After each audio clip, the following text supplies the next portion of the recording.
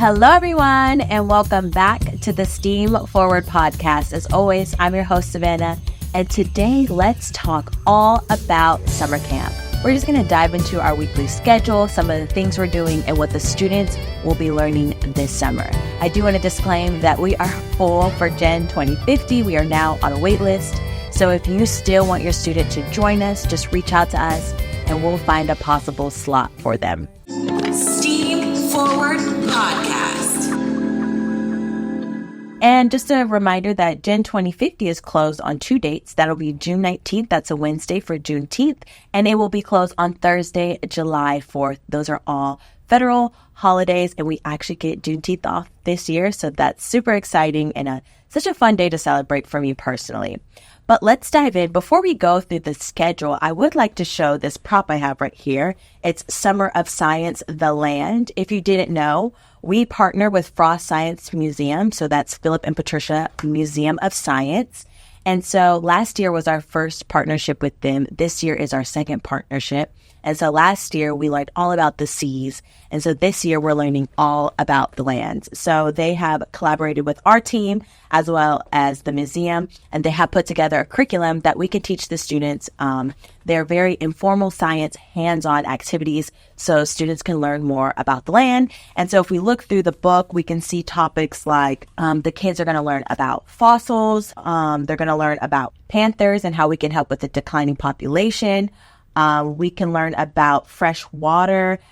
Those would be our aquifers and how do we get water here down in South Florida. They're going to learn about pollinators, which is a big part of GEN2050. If you didn't know, Pastor Linda, she is our beekeeper. She is a certified beekeeper, and she teaches the students all about the intro into beekeeping. She also can certify and license people to be certified beekeepers. So that's such an important part of our program as well. So the kids will be learning about farming and what it takes to be a sustainable farmer. The kids will learn about solar science, kind of how the sun impacts how we receive our light. And they will learn about pythons. And the fun, exciting part about the pythons is they'll learn about invasive species. And so within this curriculum, there's a lot of fun games to play. There's a lot of science involved. It's basically like miniature science experiments that the students will be able to partake in every week on Thursday. So that's exciting. One of my favorite parts about summer. And then let's jump into kind of like a week to week what the students do. So a big part of what the students will do this year, we also have a summer camp known as Freedom Schools. I believe last week I spoke about Freedom Schools. And so we actually have the summer camp here, and that's our K through 5th. And so how they start their morning at 8:30 a.m. is with Harambe. And Harambe just basically means let's get together. And so in this Harambe, it's kind of just a moment for students to take a time to kind of just de-stress, relax, and get into the groove of summer camp. Because sometimes you don't know what students came into camp with. Sometimes you don't know if they've had a good morning, a bad morning. Maybe they had some issues with their parents, or maybe they're just not feeling it. And so Harambe just gives students a moment to just kind of regroup and get into the flow of summer camp. So this year, GEN2050 will be at Harambe every single day at 8:30. So that's how they will start their day. And then we come into our classroom, and there's so many activities that the students do from day to day. One big part of GEN2050 is urban gardening. If you didn't know, this was our first year that we were in the Miami Public Schools. And so in that effort, we taught the schools how to compost, so 3-bin composting, as well as urban gardening. So if you go to one of our partner sites like Otis Elementary School, you will see our 3-bin compost setup, as well as some of the plants that we have created in their garden. A lot of them are edible. So it's been really fun, really exciting. We've also created a butterfly garden. So we've done that there at Otis, as well as here at Trinity Christian Academy. And so part of what the students do this summer is they learn about urban gardening. They learn about native plants, sustainable gardening. They plant edible plants. They take care of the garden. They learn about seed collecting. And so that's a really big part of GEN2050. And that's been happening for years now. It's actually one of my favorite parts. If you didn't know, I love gardening. I love being outdoors. And I just love plants. And so when they go to the urban garden, they also do a big thing. It's called our book club. And so a really big focus here, specifically also with Freedom School, is literacy is very important. But not only is the literacy important, but the books that we read are also just as important. So this summer we are reading, it's a book called Barracoon. And it's a readaptation of a gentleman who used to be a slave. So he used to live in Africa. He was in the slave trade and he came to America. And it's just kind of him retelling his story and kind of the trials and tribulations he went through, because not only was he enslaved, but he also then became a free man. So it's a book all about his journey. So we do read, I guess you would say they qualify as banned books. We read books that are culturally sensitive as well as culturally responsive to kind of the students that we serve in the summer. And so a lot of times our books can be kind of heavy, but it's really important for us to talk about these issues as well as understand these issues. A really also big part of that is there's a lot of social action and social change with the books that we read. So they give us ways to kind of bring awareness to the community as well as to ourselves and people around us. So that is also a big part. Also, we have citizen science. Who doesn't love citizen science? As you saw, Anne Haywood, she is one of our curriculum developers along with Fred Hubbard. And they are, I like to call them our citizen science experts as well as Dr. Lisa. And so they have created some curriculum for the students to go through at some of the sites that they will be traveling to. So now that we're talking about sites, let's talk about some field trips that the students will be going to. One of the field trips that the students will be going to is Dumont Conservancy, also in partnership with Monkey Jungle. And when the students go there, they will be doing some hands-on science, learning about those invasive, native, and exotic species with Anne and Dr. Lisa, as well as they will be going to Lion Fruit Farm, which is an all-organic farm owned by a gentleman by the name of Peter. And he has worm farming there. He has fish farming. He has rabbit farming.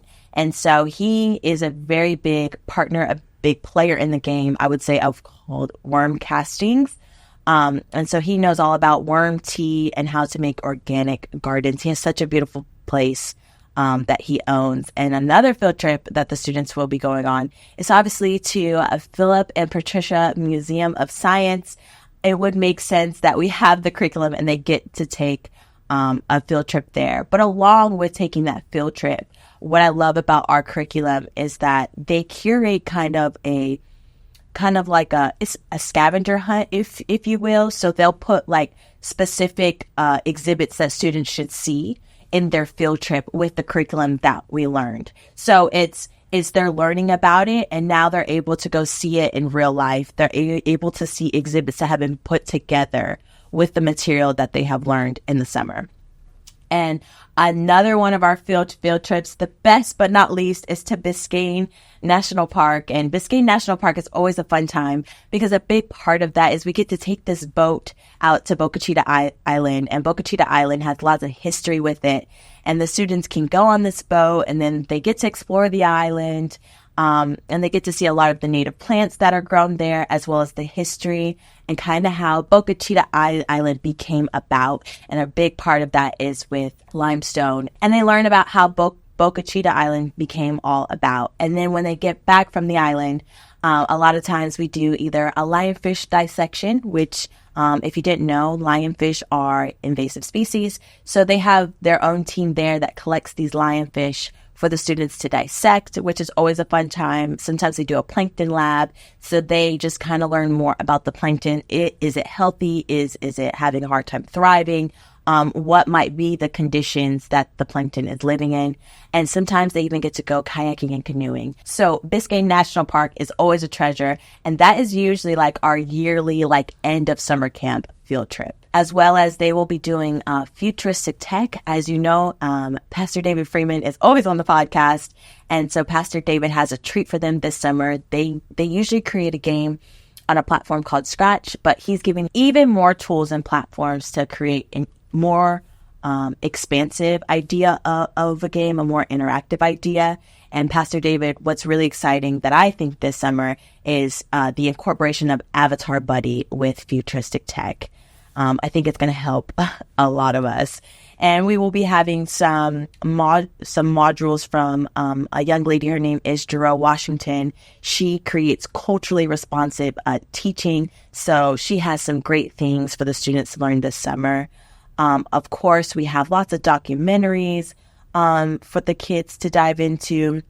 And another part of Gen 2050 that we find is really important is it's kind of an assignment, if you will. It's called current events. And so every year, each group gets to pick what topic they would like, whether that's pop culture, whether that's finance, whether that's the environment. So what the students do every single week is they dig into their topic and find an issue on that topic, and then they present it to the class, just so that in Gen 2050 that we're always up to date, we're always relevant with things that are happening with us around the world. And of course, on Fridays, we have Foodie Friday. If you haven't heard, I know Chef Grace, she was on the podcast before. So Foodie Friday is always a fun time. And that's where the kids get to learn how to cook. It's really cool. It's really fun. And we always have a book that's featured with the cookbook. And so Chef Grace, she is so patient. She's so diligent. So she teaches the students all kinds of techniques and different dishes. And the students get to then present this Foodie Friday to their class, explain what they cooked and how they cooked it. And a really big part, the biggest teaching of Foodie Friday is that every student must try everything unless it's against their religion or their allergies. And so it's just a chance for kids to be mindful of if they do travel somewhere else. And let's say they do try a dish, just, saying like, that really wasn't for me, instead of like spitting it out or, ooh, yuck, I don't like that. So we strongly encourage the kids to try new things and to be open-minded to tasting from all different kinds of ethnicities and nations around the world. And on Fridays, we do Zumba and fitness to get the kids energized, excited, and fun with the Fit Sisters. Oh, and let me not forget that this year when they're at Lion Fruit Farm, I guess I can dive into a little bit what they do there. They go fishing, which is always a good time. But they will be doing some forest bathing with Dilcia, which is like nature therapy. And they walk around the garden.